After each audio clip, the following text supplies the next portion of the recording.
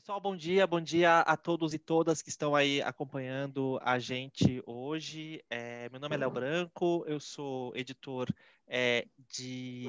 dos assuntos de empreendedorismo na Exame, e eu tenho o prazer hoje de moderar o debate que vai começar agora, sobre um debate sobre empoderamento financeiro.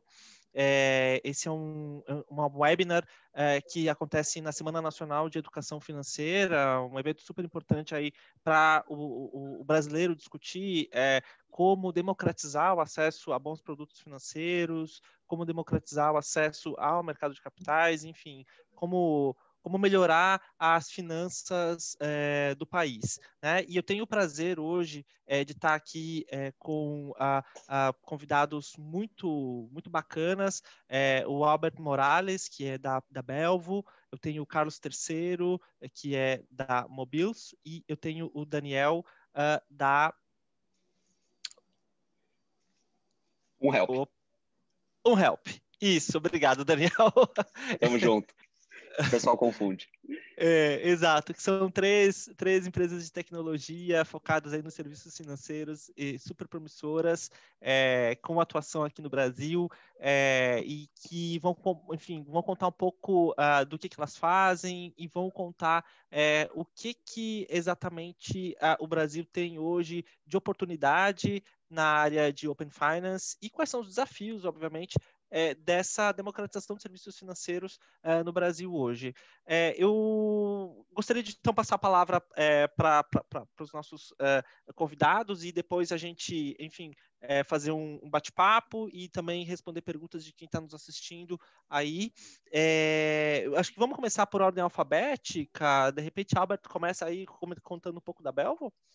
Beleza. Obrigado, Leo. Bom dia, pessoal. Então, basicamente, a Belvo não é uma empresa que esteja tratando diretamente com os usuários finais, com os brasileiros, como a Help e Mobiles faz, mas a gente está por atrás, né, facilitando que empresas como aplicativos, plataformas, né, como a Mobiles ou a Help possam facilitar que seus clientes, seus usuários, acessem seus dados financeiros, estejam onde estejam, esteja no banco, ou esteja no aplicativo de economia compartilhada, enfim. E facilitamos tudo isso com uma API que agora está muito de moda, né? Falar de APIs, bem bacana, pensado em desenvolvedores para facilitar essa interconexão. Bem legal. Carlos, está nos ouvindo? Opa, estou sim. Então, primeiro, obrigado, Léo. Obrigado aí por todos que organizaram esse evento, pelo convite e poder compartilhar com vocês um assunto tão relevante. Bom dia a todos que estão acompanhando. Então, meu nome é Carlos Terceiro, né? Sou fundador e CEO do Mobiles. O Mobiles é uma startup que tem 6 anos, uma missão que nos motiva bastante, que é transformar a vida financeira do brasileiro para melhor. Mas que é um grande problema que a gente está aí tentando resolver no longo desses 6 anos e temos muito mais pela frente. A gente faz isso através de tecnologias, né? O nosso principal produto hoje é a nossa plataforma de gestão financeira pessoal, disponível para Android, iOS e também para computador, né? Para desktop. Nós já tivemos mais de 8 milhões de downloads, então já tivemos um resultado bem bacana, mas ainda tem muito para ser feito pela frente. Na nossa plataforma, você consegue ali ter uma visão clara e responder aquela pergunta que assombra a maioria dos brasileiros, né? Aonde foi parar o meu dinheiro? Então, através da utilização da nossa plataforma, nossos clientes eles conseguem não só ter essa visão clara de onde eles estão gastando, o quanto eles estão ganhando, como também uma visão clara de fazer um planejamento financeiro, né?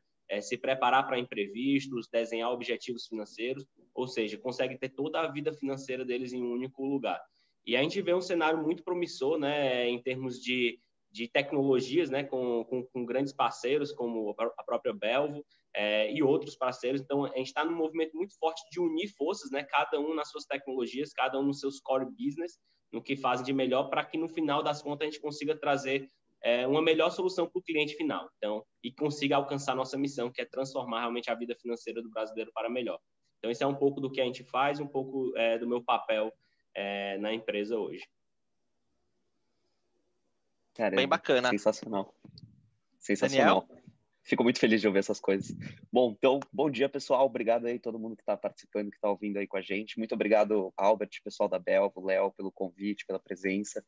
Sim, muito legal, tá tirando um tempo para falar sobre esses assuntos que são tão importantes e que uma das coisas que a gente fica mais feliz porque o Brasil tá mandando bem, né? Assim, acho que nesse cenário de Open Bank, a primeira coisa que a gente tem para se falar quando a gente olha nisso acho que essa é uma das melhores coisas da gente estar no Brasil e estar crescendo nisso, é que, caramba, tem tecnologia abrindo aí para a gente ir atrás.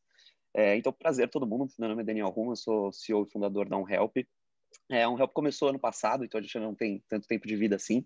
A gente começou no comecinho do ano passado, focado em ajudar o trabalhador autônomo brasileiro. Assim, o nosso público sempre foi o não CLT, a pessoa que não vive mês a mês, a pessoa que vive semana a semana, a pessoa que tem imprevisibilidade de renda, a pessoa que está na mão de um cliente, a pessoa que não sabe exatamente, não tem certeza dos seus direitos. E a gente começou isso um ano e meio atrás, né, olhando muito para a parte de serviços mesmo. Então, a nossa primeira tentativa foi na linha de conseguir aumentar a renda dessas pessoas. E a gente começou com diaristas, né, assim, então, porque diaristas são a maior categoria de trabalhadoras autônomas do Brasil, né, então a gente tem 7 milhões de diaristas aí no país, 98% delas são mulheres, 85% dos pagamentos das diárias no Brasil hoje em dia são em cash, né, assim, se a gente pensar que são 7 milhões de diaristas no país ganhando em média um salário mínimo por mês, a gente arredondando isso para 1.000, a gente tem mais ou menos 7 bilhões de reais por mês aí sendo pagos em diárias, dos quais 85% são cash. Então, tem 6 meses que a pandemia provocou essa provocação para a gente de começar a olhar muito mais fortemente para a vida financeira desse público e realmente, assim, eu acho que a intersecção aqui é muito legal porque, como o Carlos falou, né, a pergunta é onde foi parar o meu dinheiro? E para mim, para o nosso caso, a nossa pergunta é diferente. A nossa pergunta é quanto dinheiro eu tenho? Né? Assim, a nossa pergunta é quanto dinheiro entrou? Então, assim, é muito interessante nesse aspecto. E é isso, assim, hoje em dia, então, a gente está pivotando e a ideia, assim, o futuro não help, a gente quer conseguir trazer o controle financeiro, a educação financeira, o know-how financeiro sobre como lidar com o seu dinheiro e como conseguir fazer um planejamento que não seja da próxima semana ou da próxima conta para esse universo aí que são os trabalhadores autônomos do país. Uhum. Muito legal, muito legal. Ainda na roda, no momento de apresentação, né, o Daniel apresentou bem aí quem é o público, um público inicial, né, das diaristas e tudo mais. Mas vocês podem contar um pouquinho o que o negócio de vocês está, quem o negócio de vocês está atendendo e que dor, né, do cliente o negócio de vocês está atendendo hoje? Para quem está nos acompanhando, entender exatamente a proposta de valor, de fato, de cada um desses negócios? Claro, perfeito. Acho que eu começo já emendando. No Pode meu emendar. caso, assim, a gente estava falando das diaristas, né? Então, assim, o nosso cliente com certeza é diarista.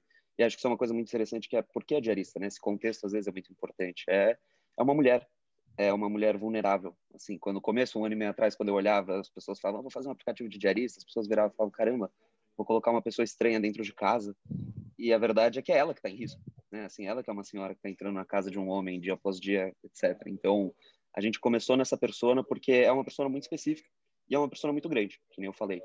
E a grande dor que a gente resolve hoje em dia, pelo menos que a gente gostaria de resolver, né? Assim, que nem o Carlos falou, a gente ainda tem um caminho grande pela frente, é a questão do controle financeiro, da acessibilidade. Assim, o meu público, a minha persona, é um público que é quase desbancarizado. Eu não estou competindo com a planilha de Excel ou com o extrato, eu estou competindo com dinheiro.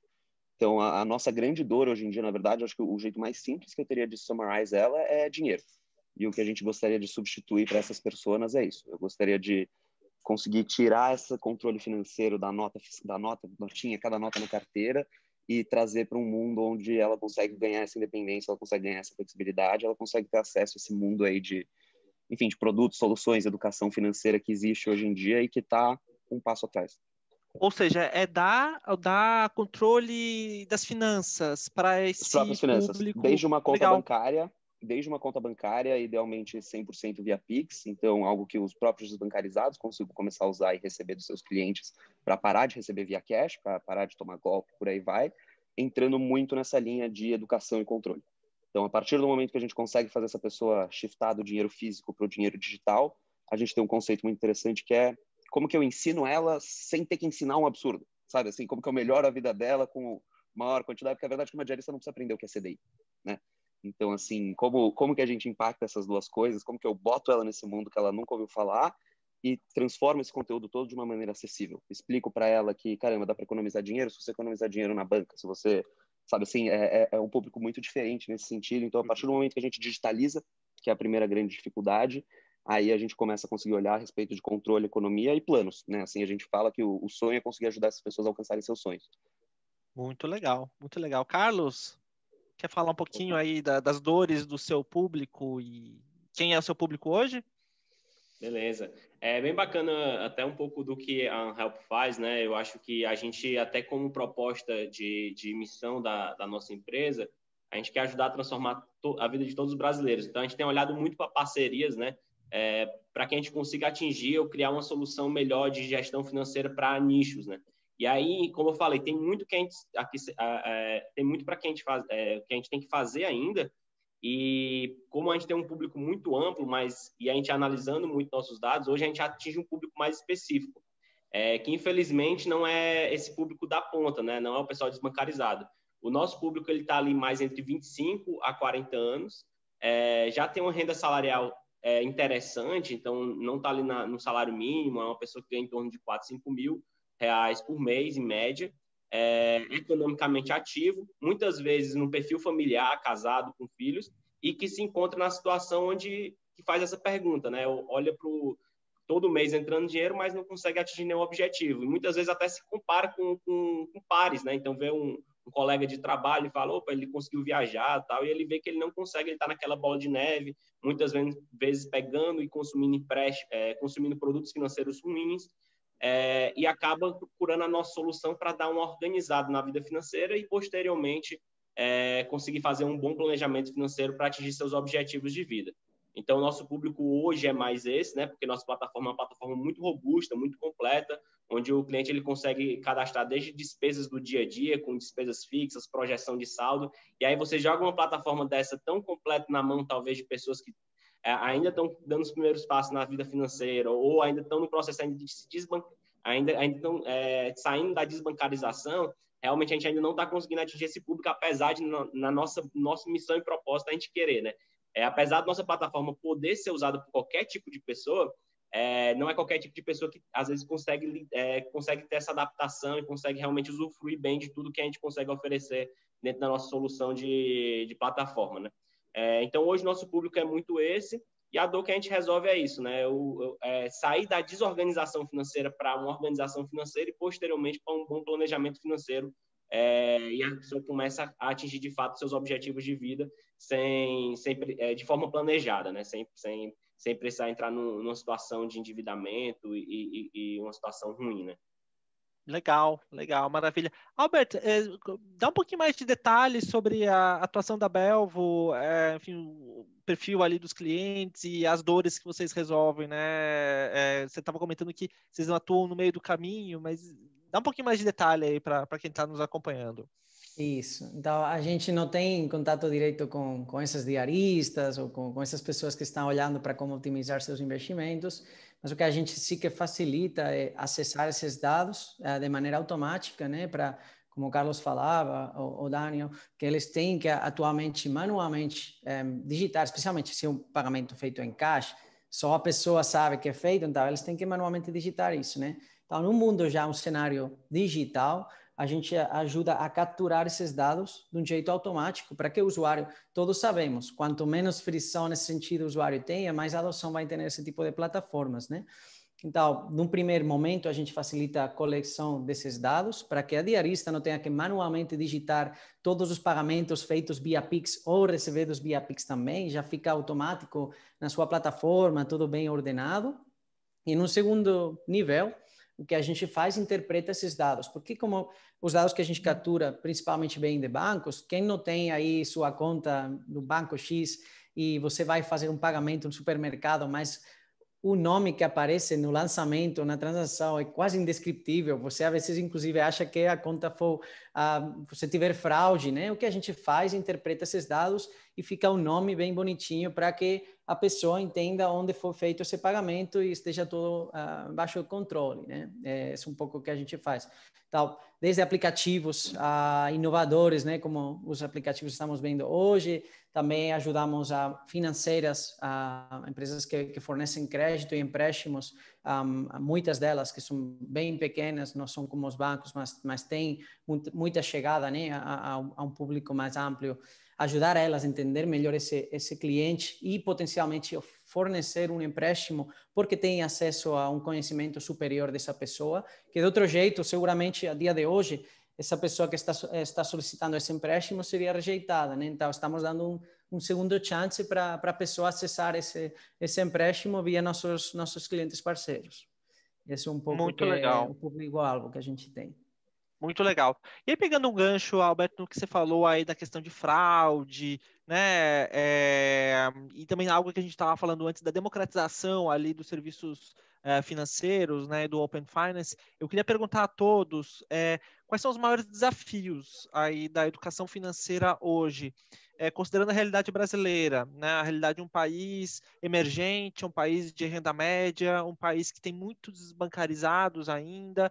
Ao mesmo tempo, você tem uma população com muita vontade de aprender algo novo, uma população que é reconhecida como tech-savvy, né? Assim, os brasileiros gostam de tecnologias, gostam de adotar tecnologias, a gente usa muito ferramentas como o WhatsApp, por exemplo. Então, eu gostaria de, com esse contexto, perguntar a todos o que vocês veem hoje como o maior desafio da educação financeira no Brasil? E no mundo, claro. Eu posso começar, eu vou falar um pouco da minha opinião, que estou vivendo isso dia a dia, né? Porque para a gente, um dos diferenciais da nossa plataforma é que a gente atua muito nessa linha de educação financeira. Então, a gente entende que não só uma plataforma de planejamento financeiro é que, de fato, vai trazer o sucesso. Ela também tem que entender e ter educação financeira para tomar decisões financeiras inteligentes no dia a dia. E, para mim, eu acho que o maior desafio no Brasil é o excesso de informação de forma desorganizada. Então, assim, há um tempo atrás, quando você olhava há 5 anos, 6 anos atrás, um dos problemas da educação financeira é que não tinha informação. Então, quando eu comecei a investir, eu procurei informação e era pouquíssimo que eu encontrava. Você encontrava ali em blogs muito especializados e conseguia dar os primeiros passos. Ali eu tinha um problema que eu não conseguia ter muito acesso à informação, mas conseguia encontrar, e aquilo ali era um acesso à informação que eu não me questionava muito se era o caminho correto, se eu aprendi aquilo, apliquei e consegui dar os primeiros passos para investir, para organizar minha vida financeira. Hoje, eu já não vejo esse problema. Acho que hoje o acesso à informação, é claro que eu estou falando de uma grande maioria, como você falou, né? Hoje as pessoas são muito adeptas à tecnologia, a maioria dos brasileiros tem acesso à internet, mas a gente tem casos onde as pessoas também não têm acesso à informação. Então, tem esse problema ainda, mas de maneira geral, hoje a informação está muito fácil. Então, você consegue encontrar vários e vários influencers na área de YouTube, Instagram, sites especializados, mas você tem tanta informação e de forma desorganizada que acaba que muitas pessoas não conseguem dar os primeiros passos ou dão passos errados. E aí eu acho que o papel da tecnologia ele é muito importante, porque a gente não está nessa fase ainda de organizar toda essa informação, e aí o Open Finance tem um papel muito importante nisso, para de fato conseguir personalizar a educação financeira para cada pessoa. Então, conseguir realmente segmentar para que chegue com a qualidade personalizada para cada nicho, né? Então, um exemplo muito claro. Imagina uma pessoa que está endividada, que tem dívidas muito ruins. E ela, com tanto acesso à informação, ela vai ver um conteúdo sobre investir em ações. Mas eu acho que o cenário ideal era que ela nem conseguisse ter acesso a isso. Porque isso aí vai só atrapalhar a vida financeira dela naquele momento, entendeu? E às vezes, talvez, é o que ela mais encontra. Às vezes, é também sobre criptomoeda. Não é que é um conteúdo ruim investir em ações, criptomoedas ou o que seja. Mas eu acho que quando eu olho para planejamento financeiro, educação financeira, eu sempre olho muito como um passo a passo. E quando você tenta pular etapas, você acaba se dando pior, você faz a regredir além de avançar. Então, conseguir ter toda essa informação que a gente tem hoje, a educação financeira de forma estruturada, para cada nicho, para a base, para a educação financeira na escola, educação financeira infantil, educação financeira no ensino médio, quando a pessoa começa a faculdade, e ela conseguir ter essas informações de forma estruturada e onde, de fato, ela ajude ela a dar o próximo passo, eu acho que é o grande desafio da educação financeira e a tecnologia tem um papel essencial nisso. Então, essa é um pouco da minha visão. Sensacional. Acho que se eu puder completar um pouco, a gente tem uma questão muito parecida aí. Eu acho que é muito legal, porque com certeza o primeiro ponto, assim, cara, é a centralização dos dados, né? Assim, isso para mim é uma coisa que pega muito. Tipo, a gente fala, né? Eu falo desbancarizado. Normalmente quando as pessoas pensam em desbancarizado, as pessoas pensam em alguém que nunca nem viu um banco. A verdade é que o average desbancarizado no Brasil, ela muito provavelmente tem uma conta na Caixa, que ela abriu em algum momento da vida dela, quando ela foi receber algum benefício de emprego, algo assim da vida. E muitas delas têm contas. Eu tenho casos de diaristas que têm contas em 3 ou 4 bancos diferentes para cada um dos clientes poder fazer o pagamento sem pagar a taxa da TED. Né? Então, assim, pensa que nem Nossa. uma grande empresa cria, né, a conta salário para poder pagar o salário de todo mundo. Na PF rola exatamente a mesma coisa. E aí você pega uma diarista e ela, assim, ela tem 3 contas no banco e eu considero ela 100% desbancarizada, porque ela recebe nos 3 bancos diferentes, saca em 3 caixas eletrônicos diferentes, ou às vezes tudo no 24 horas, e usa tudo em dinheiro. Então, assim, a primeira dificuldade para a gente, e assim, o primeiro grande desafio que a gente tem é a centralização dos dados. É como que a gente consegue trazer alguma espécie de visualização que seja de ponta a ponta. É trazer a informação de 2 bancos diferentes, de um Pix, de um bico e um pouquinho de dinheiro. Então, assim, esse é o primeiro grande desafio que a gente tem, que é absurdo. E aí o segundo entra também muito parecido com o que o Carlos falou a respeito do... Acho que é da customização mesmo, né? Então, assim, isso é muito doido, que a gente está na Semana Nacional de Educação Financeira. Quando a gente olha, a educação financeira vai para tudo. Tem gente que precisa estar gastando, economizando 20, 30, 40% do salário, investindo em ações, investindo em criptomoedas. Para o público da classe D e E, se a gente conseguir 10% de desconto no mercado, a gente trouxe mais grana para ele no fim do mês do que qualquer produto financeiro vai fazer o dinheiro dele render. Um salário mínimo, bota 400% de CDI, esse negócio não vai resolver a vida dessa pessoa. Se você fizer uma parceria com o Pão de Açúcar, você consegue. Então, assim, é muito interessante isso, que é muito isso que o Carlos falou, assim, eu vejo muito isso na prática, eu vejo, vira e mexe, uma diarista que cai num golpe de dinheiro fácil, eu já encontrei diaristas que investiram em criptomoedas, e é isso, assim, cara, ela tá endividada, ela não tem direito a uma conta bancária, como que vai ter esse contato, sabe? Nossa. Então, é muito complicado, assim. Muito interessante o seu relato, Daniel, porque você trouxe exemplos aí bastante concretos e que, pelo menos para mim, eu de fato desconhecia essa realidade das diaristas tendo tantas contas bancárias para poder ali atender, né, mais clientes, enfim, mais casas. E acho que essa é uma discussão que é pouco falada no Brasil, porque você tem, de fato, muita gente com conta no banco, mas que não usa os serviços financeiros dos bancos, ou tem um acesso muito limitado, como esse que você citou, vai lá no caixa automático, tira, saca o dinheiro e não sabe que tem uma série de outros produtos que poderiam ajudar esse público a melhorar, a enriquecer, enfim. E às vezes a informação chega distorcida, como o Carlos comentou, né? E como você bem comentou, o diarista em criptomoeda também curioso, no sentido de que precisa ter muita informação para investir em criptomoeda, né?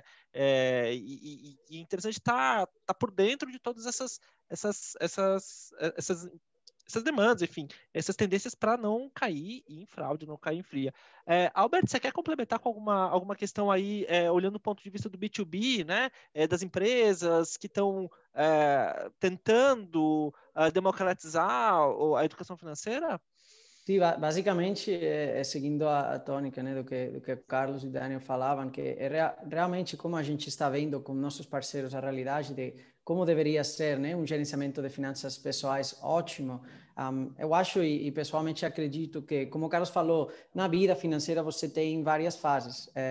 Não implica que mesmo você estar no segmento A enfim, ou cobrar o mínimo salário interprofissional, todo mundo tem que estar constantemente educado financeiramente, porque mesmo você tem uma renda bem alta, você pode ter um gerenciamento financeiro bem ruim e terminar numa situação super ruim. Então, eu vejo em 3 fases, né? A primeira fase é conscienciação, entender se sua situação financeira atual se corresponde com a sua situação de vida atual, né? Você tem filhos, os filhos precisam ir para a escola, enfim, ter bem claro essa situação atual, o que você precisa hoje para ter uma vida saudável. E também, eu acho que o Carlos também mencionou antes, né? Quais são meus alvos, meus objetivos de vida? Onde eu quero chegar? Também é muito pessoal essa parte. Tem pessoas que vai querer muito e outras pessoas que se conformam com menos. Então, uma vez você tem claro qual é sua situação financeira atual, se é bom ou é ruim, aí já passa um seguinte nível. Se você tem tudo baixo controle, né?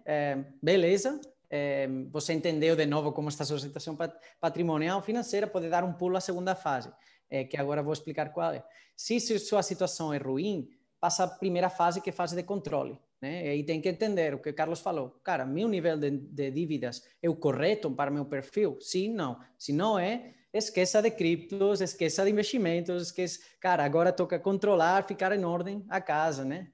Vamos ficar no nível de deudas adequado para meu nível de renda, para meu nível de vida, etc. Uma vez já passa essa fase de controle, né? Que idealmente, como você sabe que passou essa fase de controle? Quando você é capaz de gerar poupança mês tras mês, né? Não consumir poupança, que isso seria a parte ruim, e muitas vezes nem tem poupança para consumir. Já depois dessa fase, entramos na fase de optimização, que aí sim também é um challenge gigante. E aí acho que Carlos pode dar mais dicas, né? Mas tem muitas pessoas que, por seu nível de renda, podem gerar poupança, mas, cara, depois não sabem como otimizar essa poupança e terminam gastando ela, né? Quando aí sim que poderíamos estar falando de investimentos, que tipo de investimentos. Enfim, é um mundo novo que, inclusive, acho que agora no Brasil está booming, agora mesmo, né? Você está constantemente recebendo, cara, publicidade de, cara, investir aqui, ou agora tem uma nova fintech, agora tem uma nova corretora que está fornecendo, comprar e vendendo ações a zero taxa. Então, é super importante também uma parte de educação financeira só focada na parte de optimização ou de investimentos, né? Um pouco a visão que a gente tem com nossos parceiros. Muito legal. Pessoal, eu queria direcionar o nosso bate-papo para um ponto importante, que é o ponto de dados, né?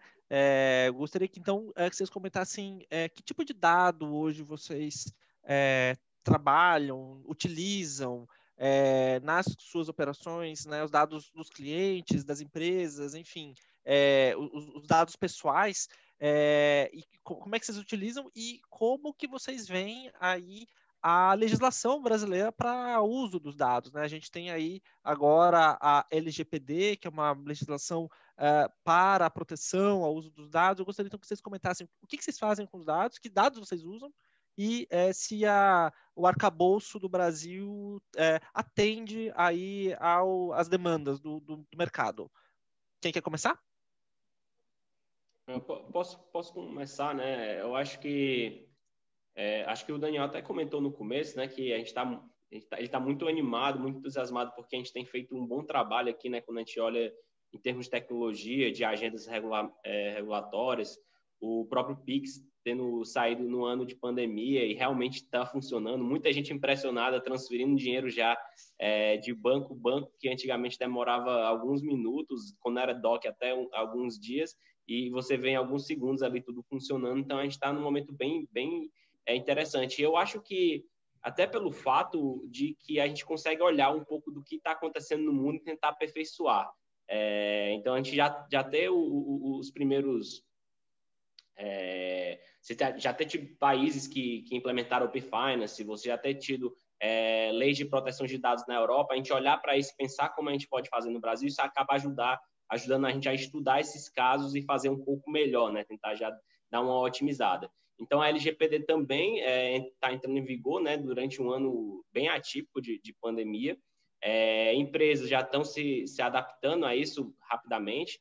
No Mobius, a gente já implementou a LGPD no nosso fluxo, né, onde o usuário ele tem ciência para que a gente utiliza os dados, quais níveis de segurança a gente utiliza.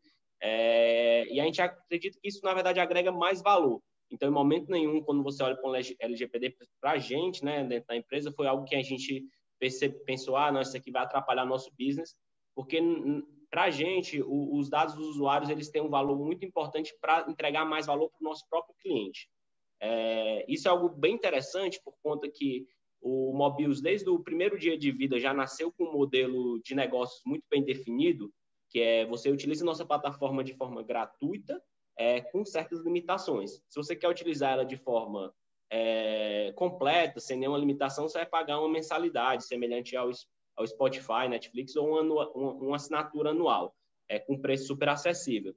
E isso faz com que a gente não precise depender de procurar outras linhas de negócios, e a gente sabe, pelo volume de dados que a gente tem, a gente poderia tentar explorar isso, mas talvez não seria o melhor para o usuário, né? E aí hoje a gente consegue ter uma atuação totalmente isenta disso, né? Os dados, a gente nunca teve nenhum problema de vazamento de dados, porque a gente utiliza muito, a gente olha muito para a segurança, e também a gente nunca precisou explorar esse modelo de negócio por conta que a gente tem essa independência, porque o usuário ele paga para poder ter esse armazenamento de dados e inteligência em cima desses dados para ele, né? Então, a gente armazena desde dados pessoais ali, né, básicos para começar a utilizar a plataforma, e-mail, nome e senha para a pessoa conseguir ter acesso à nossa plataforma, mas à medida que o usuário ele vai imputando as informações ainda no modelo onde o usuário ele utiliza a tecnologia, vai anotando ali os gastos, a gente começa a ter um histórico da vida financeira completa do usuário, mas que a gente devolve numa proposta de valor, transformando isso em informação relevante, né? Conseguindo fazer cálculos, previsões, fazer um planejamento e tudo mais. Olhando para o cenário futuro, né, e até falando um pouco de Open Finance, a gente vai utilizar as APIs de Open Finance, né, com parcerias com a Belvo, por exemplo, e pegar essas informações diretamente do banco, né? O usuário concedendo explicitamente que ele nos dá essa autorização e a gente falando muito claro para o usuário por que a gente precisa desses dados, né? Então, existe um movimento bem interessante das empresas não capturar dados que não sejam estritamente necessários, e a gente faz isso, a gente realmente, toda a operação que a gente olha, a gente precisa realmente desse dado para agregar valor para o cliente?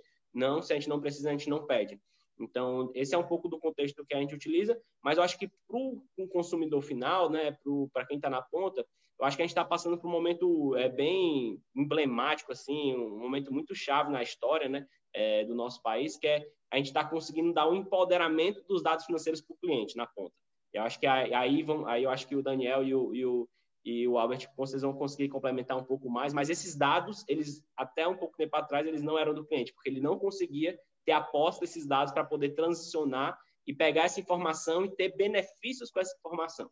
Então, hoje o cliente ele tem o poder, vai ter o poder, né, realmente de poder utilizar esses dados para o seu próprio benefício, mas sempre com muito cuidado para poder utilizar em plataformas seguras, empresas que estejam adequadas à LGPD e sejam empresas sérias. Então, tem um ponto de atenção, de ter mais cuidado, mas tem um ponto muito bom, que é o empoderamento dos dados para o cliente final. Sensacional. Bem bacana. Daniel, pega essa deixa, por favor. Porra, cara, com certeza, porque assim, deixou a bola pingando. Eu fico muito feliz de ouvir isso, porque eu concordo plenamente. Assim, cara, quando a gente olha para a LGPD e você faz né, você tem um benchmarking europeu, que é o mais forte que a gente tem, da GDPR e por aí vai, você tem uma coisa muito interessante que é realmente essa questão do empoderamento. Assim, no fim do dia, a LGPD tem alguns modelos de negócio que acabam se tornando impossíveis. Eu, pessoalmente, não me preocupo nem um pouco com isso. Eu acho que qualquer modelo de negócio que se tornou impossível por causa da LGPD não era realmente um negócio que estava agregando muito valor, não era uma coisa que, pelo menos nos pontos de vista aí, éticos, de resolução de dor e tudo mais, estava completamente alinhado, porque no fim do dia o impacto que isso teve aqui para a gente é que, primeiro que é uma provocação muito interessante a respeito de realmente dar certa importância para todo esse tipo de coisa, então agora não adianta só você falar, caramba, se um dia eu tiver um problema de segurança, isso pode ser um problema. Não, todas as empresas agora têm uma obrigação quase que fiduciária aí com os dados dos seus clientes a respeito de segurança, de controle, de acesso e tudo mais. E no fim do dia, o jeito que a LGPD está feita é essa questão que o Carlos falou do empoderamento. É a pessoa saber os dados que a gente tem a respeito dela e como a gente usa. Ele não impede nada. Assim, eu posso pedir todos os dados que eu quiser, contanto que a pessoa fale sim. E aí que você tem a maravilha, que é, cara, a gente está construindo um modelo de negócio que tem que agregar valor. Tem que ser uma coisa win-win. Você tem que ser uma coisa que é claro, que é legal, você não está sacaneando ninguém, você não está arbitrando na falta de conhecimento, nada disso. Então, quando você olha dessa perspectiva, cara, a LGPD no fim do dia te traz o arcabouço que você precisa para conseguir montar o negócio que você quiser em cima dos dados dos seus clientes de uma maneira que seja eticamente correta e alinhada em termos de geração de valor. Isso é o mais legal. Daniel, complementando, eu queria entender um pouco que tipo de dado que você capta hoje, né, do seu público e o que você faz com essas informações? Hoje em dia, então, o dado que a gente mais capta são os recebimentos dos clientes, né? Hoje em dia, até pegando pela nossa nascente de plataforma aí, nossa maior fonte de dados hoje em dia para medir o fluxo de caixa aí das diaristas são realmente o pagamento das diárias.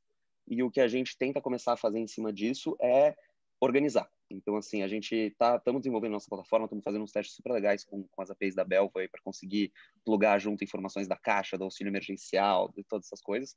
Mas, assim, hoje em dia, acho que o case mais claro que eu tenho é a respeito quando você pensa realmente um fluxo de caixa, clientes entrando contas que ela está pagando. Assim, hoje em dia, o que a gente olha para a educação financeira nesse sentido é isso. Assim, mês passado, teve uma diarista que a gente ajudou ela a cada conta vencer um dia.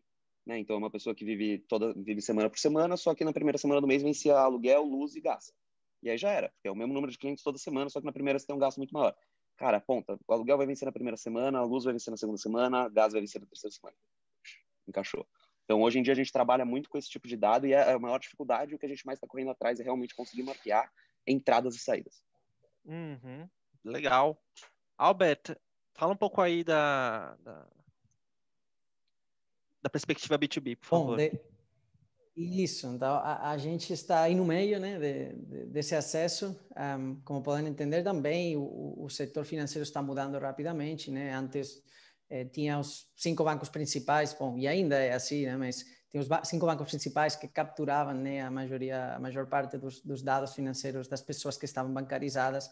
Isso está mudando super rápido. Já vimos na pandemia, né? Por exemplo, com esse tema das chaves cadastradas no Pix, como cambiou, né, esse ranking de quais eram os bancos mais usados nesse sentido para fazer pagamentos. Então, isso implica que cada vez os dados financeiros de uma pessoa vai estar espalhados por mais fontes, né?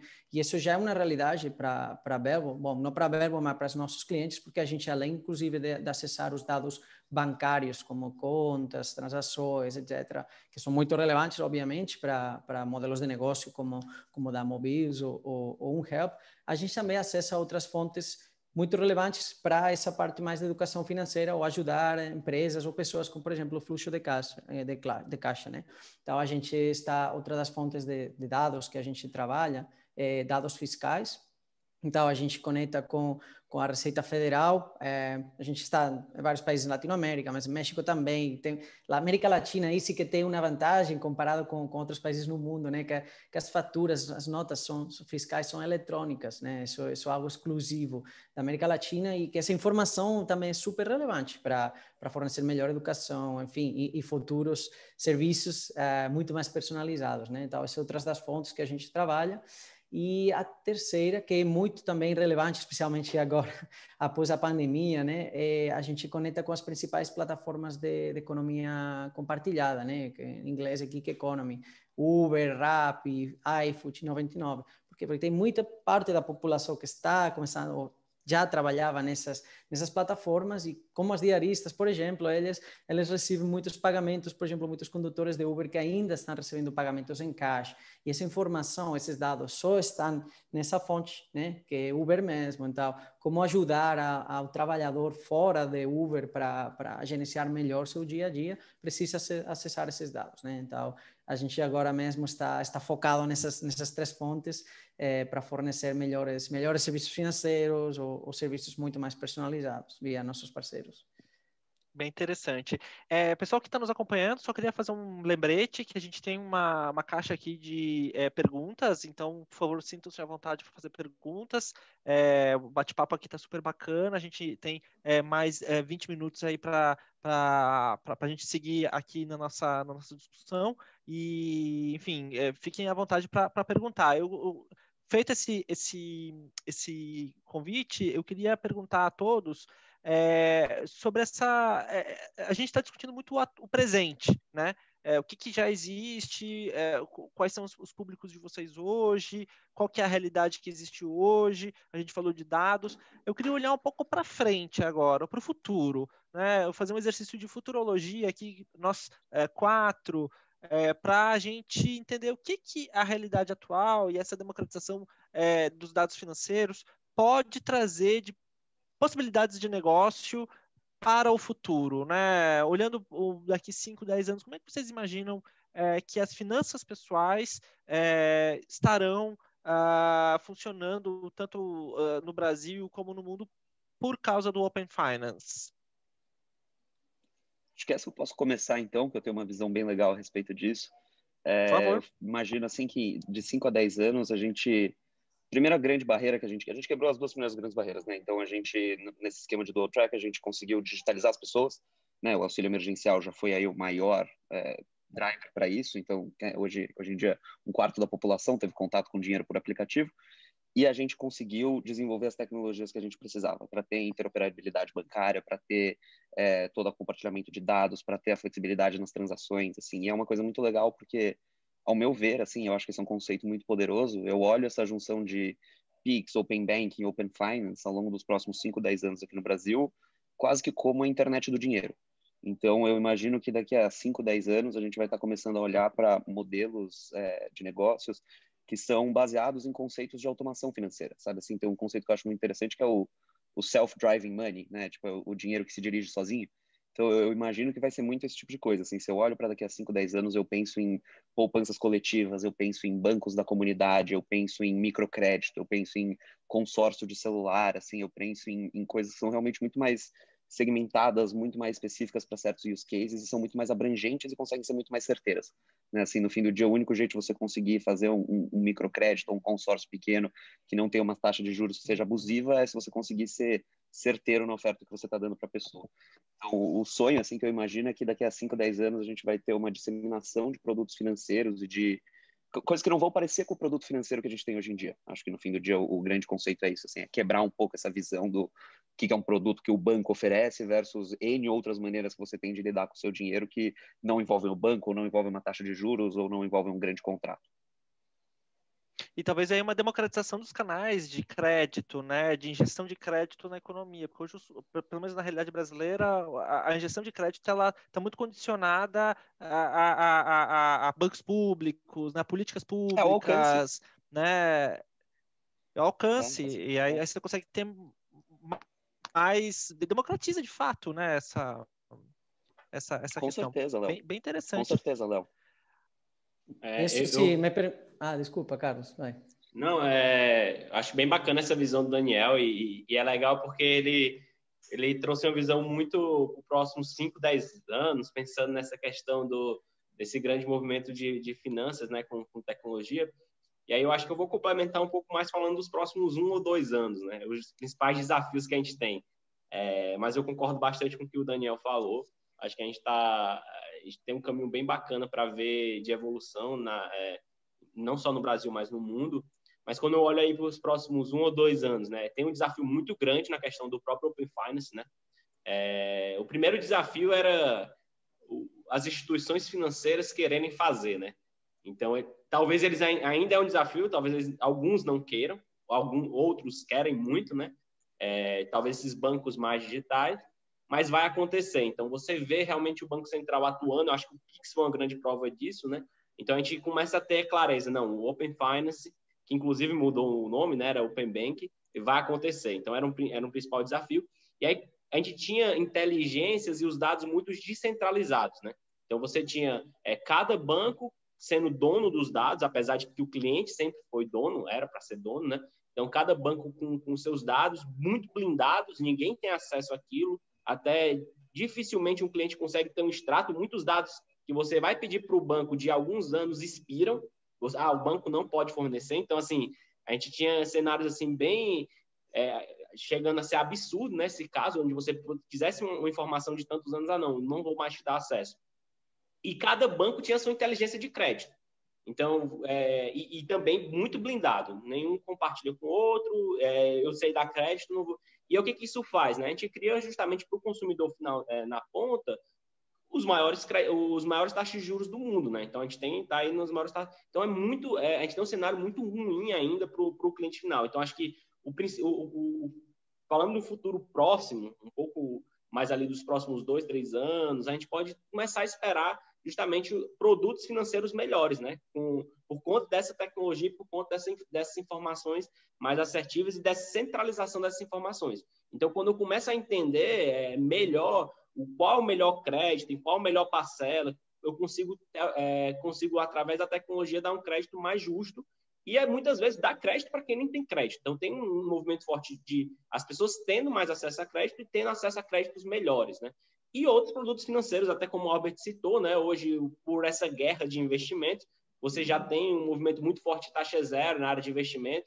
Então, assim, está todo mundo tendo que se mexer e, no final das contas, o cliente sempre ganha. Eu acho que o ponto de atenção para o cliente é sempre, com muitos com muitas possibilidades, qual é a melhor possibilidade para o seu perfil, né? E aí entra o papel muito forte da educação financeira que a gente comentou, né? Quando você tem muita oportunidade, muitas opções e todas parecendo ser muito boas, como é que você sabe de fato que vai ajudar você a dar o próximo passo? Então, acho que aí entra um pouco essa questão da educação financeira, aliado a melhores produtos financeiros, visando esse cenário de centralização dos dados. Então, é uma perspectiva muito boa de que a gente realmente tem muita confiança de que o Open Finance vai acontecer e que a gente tem a esperança de que isso vai impactar positivamente nos produtos financeiros mais justos e melhores para o consumidor final na ponta, né? Legal. E aí, Albert. só para terminar de complementar essas respostas, que basicamente é assim uma realidade. Primeiro, a curto prazo, a democratização de acesso aos serviços financeiros. Ao meio e longo prazo, como já falei, vai ir além das finanças, né? Vamos achar novos serviços que não tem nada a ver com serviços financeiros, muito mais personalizados para cada pessoa, e por isso estamos vendo, né, esses players, as big techs, né, que são chamadas, né, Google, Amazon, Apple, tentando entrar, fornecendo também serviços financeiros, ou mais que serviços financeiros, tentando intermediar o pago para capturar informação, né, de onde você está comprando, que tipo de produtos você compra, em que lugares, que restaurantes você visita, né, para eles depois fornecer uma experiência muito, muito mais personalizada ainda do que eles já conhecem, porque já conhecem muito, né? O bom de tudo isso, a vantagem é que os reguladores em todo o mundo, já não só no Brasil, que aqui em Latinoamérica já está sendo pioneiro, né? Mas em todo o mundo o regulador já está ficado do lado do consumidor, que muitos países ainda, por desgraça, o oligopólio bancário ainda tem muito controle sobre o regulador, né? Isso aqui já quebrou em todo mundo, já é inevitável, né, que o regulador fique do lado de quem tem o poder econômico. E agora, o desafio é sentido mais o que acontece também, né, com a adoção da internet, é essa parte de educar as pessoas, porque agora, tal e como vai fornecer novos serviços, também vai acontecer mais riscos. Já vimos também com o Pix, já começa a ter fraude, então tem uma parte de educação muito grande, né? Por isso também a gente está aqui também para ficar no meio, assegurar que quem consome os dados está usando os dados, está consumindo os dados de maneira correta, e também dar alertas devidas para o usuário quando os seus dados não estejam sendo usados de maneira correta, ou tal e como fora falado para eles que iam ser usados, né? Então, esse é um challenge também, um pouco de cá, outra de areia, né? Mas enfim, o futuro para, ao fim, quem tem o poder aí final é o consumidor, que vai sair ganhando, seguro. Legal. Uma questão que eu gostaria de introduzir aqui no nosso bate-papo que é a pandemia. Eu acho super importante a gente falar da pandemia e da incerteza para a economia mundial causada pela pandemia, né? A gente está na discussão de primeira, segunda, terceira, quarta onda aí de contágios, e até a gente ter de fato uma estratégia maciça de vacinação, a economia mundial vai sofrer altos e baixos, né? Vai ter um grau de incerteza. E aí eu queria perguntar a todos se essa incerteza ela ajuda na educação financeira, no sentido de que abre espaço para as tecnologias, abre espaço para digitalização, como aconteceu no Brasil aí com auxílio emergencial, muita gente entrando no mercado, muita gente se bancarizando por causa, né, do auxílio emergencial, ou se atrapalha no sentido de que as pessoas, enfim, acabam ficando mais conservadoras ali no uso do seu dinheiro. Por favor, pessoal. Quem começa? Aqui do meu lado, eu sou super do time que acho que a pandemia é aquele negócio. Botou o Brasil em modo startup. A gente vai ter que desenvolver 10 anos em 10 meses. Assim, a gente olha, né, o próprio auxílio emergencial, assim, é uma realização muito profunda você pensar que o país passou assim, anos montando uma infraestrutura para poder cobrar um imposto de absolutamente qualquer espécie de movimentação financeira, mas não fez o caminho reverso. Né? Então, a gente tem o governo é capaz de conseguir cobrar um imposto de absolutamente qualquer cidadão do país, agora virar e falar, caramba, você precisa botar R$600 na conta de todo mundo, é um esforço homérico. Assim. Então, eu acho que nesse sentido foi um wake-up call, assim, sabe? Todo mundo deu uma acordada e falou, caramba, todas as coisas são realmente importantes. Então, o próprio auxílio emergencial, que foi o que você mencionou, assim, para mim é o maior check, assim, sabe? A gente teve 63 milhões de pessoas que tiveram contato com o dinheiro pelo celular. isso não ia acontecer tão rápido, isso não ia acontecer assim, dessa maneira aqui no Brasil. E aí agora fica, né, fica a lição de casa aqui para a gente, para os empreendedores, para dar um jeito de conseguir crescer em cima disso. A verdade é que hoje em dia eu olho e eu falo, tipo, a gente está no momento crítico. O maior risco que eu vejo é daqui a 6 meses, essas 63 milhões de pessoas que tiveram contato com dinheiro pelo celular voltarem a ser desbancarizados. Esse é o maior risco que eu vejo. Daqui a um ano, acabou o auxílio emergencial, voltei para o dinheiro e tudo mais. Em todos esses aspectos, né, o próprio dinheiro, assim, putz, a pandemia, esse negócio de mexer na nota, trocar, passar da mão de um para o outro, encontrar a pessoa na porta, fazer, tipo assim, cara, né, pagamento por aproximação, acho que foi a pandemia, fez 90% dos estabelecimentos que tem maquininha no Brasil aprenderem a usar a funcionalidade de pagamento por aproximação. Então, assim, ao meu ver, acho que é um empurrão muito forte para todo mundo, porque se não se digitalizar, não vive. Assim, se a gente tiver daqui a 2, 3 meses um negócio que não aceita Pix, não aceita auxílio emergencial, só funciona a base do dinheiro e você que tem que ir até lá para falar com o cara, já era, assim, não vai ficar de pé, sabe? Então eu acho que vai ser um grande acelerador. Bem legal. Carlos, quer complementar? Eu concordo, assim, com o que o Daniel falou em termos de tecnologia, de adaptação. O ser humano eu fico imaginando, eu discuto muito com alguns amigos meus, né, dentro da empresa, sócios. Imagina essa pandemia numa época que a gente não tinha o acesso à internet, né? Imagina uma pandemia, sei lá, na década de 80. A gente não poderia nem estar fazendo o que a gente está fazendo agora. Então, e aí, olhando até um pouco para dentro de casa, a gente conseguiu se adaptar muito rápido. E aí eu falo que o empreendedor, ele é o cara que não gosta da zona de conforto, né? E eu achava que eu não estava na zona de conforto até a pandemia, mas em certo ponto eu estava na zona de conforto. Eu estava empreendendo na zona de conforto. E você é completamente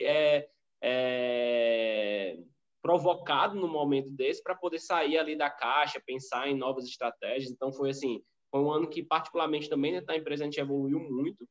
E é bacana ver isso, né? Que o acesso à informação, à internet e tudo mais, possibilitou que a gente conseguisse, de certa forma, aprender e evoluir bastante em pouco tempo.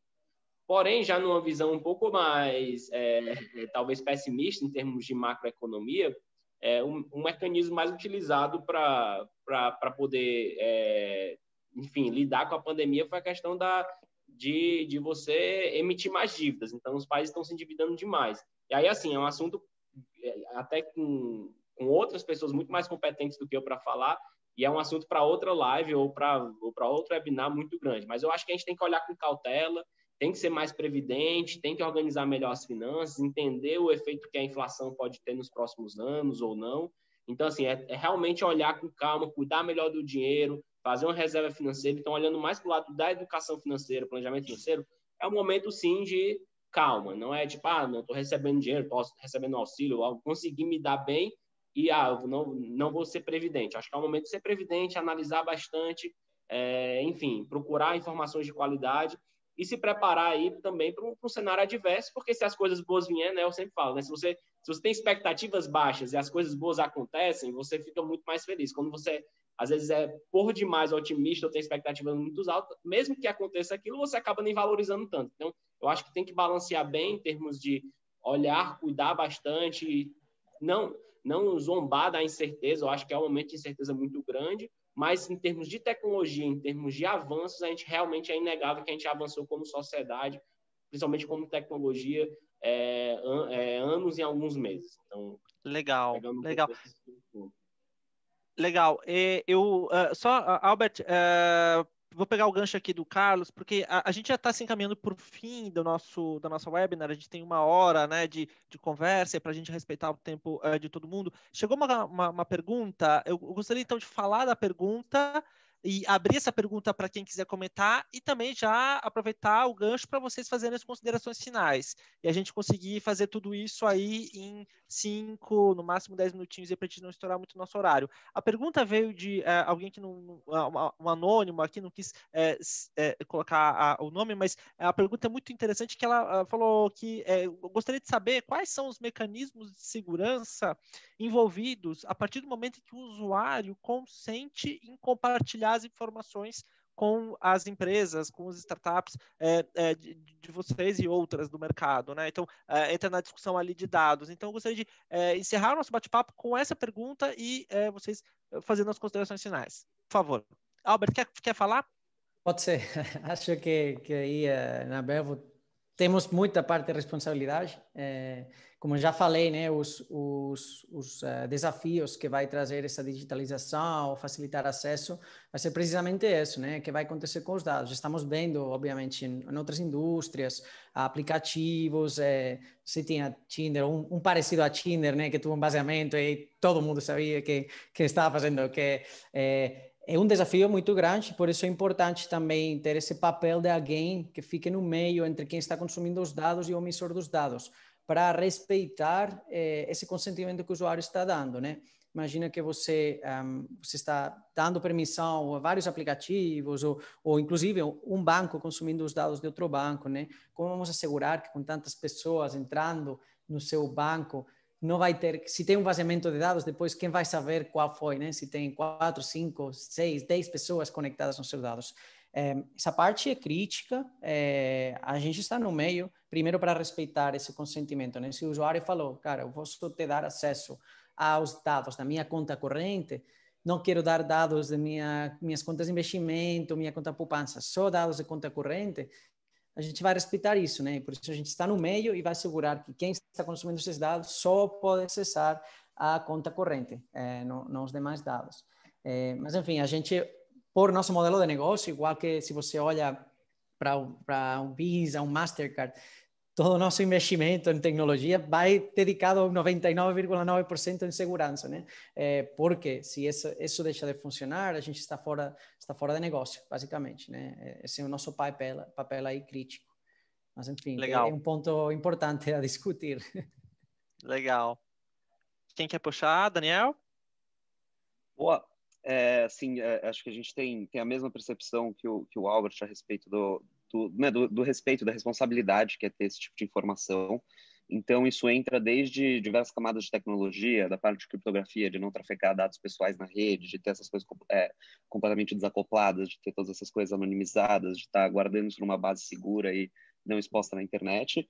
Mas, principalmente, você tem a maneira como você lida com isso no dia a dia, né? Querendo ou não, que é o mais forte. Assim, é como que você empodera um time de cientistas de dados para fazer análises financeiras sem saber de quem que a finança que eles estão analisando.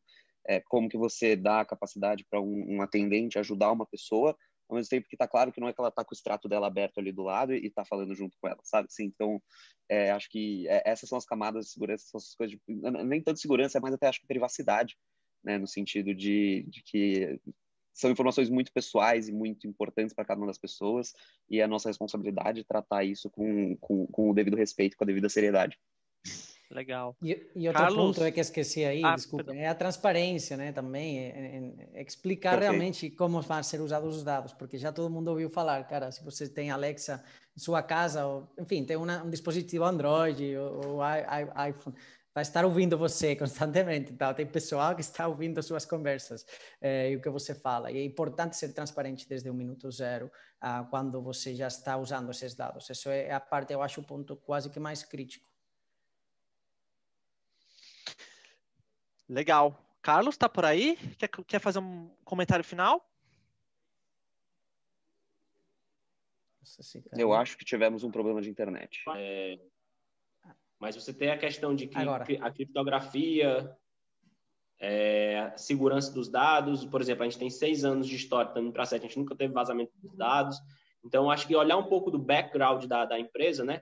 Se é uma empresa séria. Então, assim, você não vai fornecer seus dados no WhatsApp para tal pessoa ou um acesso. Então, assim, ter muito cuidado com as fontes, então, as fontes por onde os canais que você está oferecendo, né? Então, até cuidado também com fraude, por empresas, por pessoas se passando por empresas. Então, procurar realmente saber quais são os canais oficiais, o processo oficial para você conseguir fornecer esses dados. Olhar o background das empresas, né? Se são empreendedores sérios, se tem ali tem uma equipe por trás de tecnologia, se tem uma equipe enfim.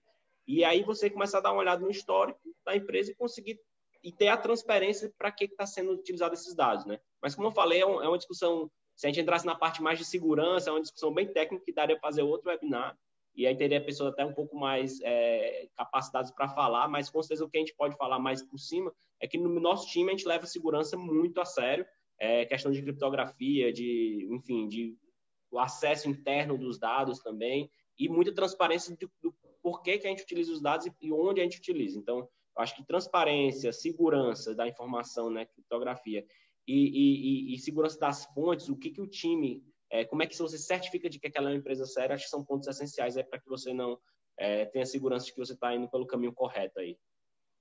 Legal. Pessoal, a gente poderia ficar o dia inteiro conversando aqui. Acho que esse papo vai longe. Mas a gente tem um horário e vamos seguir aqui o horário e em respeito à agenda de todo mundo. Eu queria aí, em nome da Exame, né, agradecer imensamente o convite para ter moderado esse bate-papo, que foi um bate-papo bastante rico. Eu acho que eu saio daqui com várias informações que eu não sabia. E imagino que o pessoal da audiência também. Agradecer ao Albert e à Belve pelo convite. Gostaria de agradecer aí ao Carlos e ao Daniel pela presença e pelas ideias, pelo Albert também pelas ideias dele. E acho que, enfim, temos bastante temas para a gente abordar e saio daqui com bastante otimismo em relação à perspectiva para a educação financeira e para o acesso aos serviços financeiros no Brasil e no mundo. Pessoal, obrigado. Uma boa quinta-feira para todo mundo e até mais.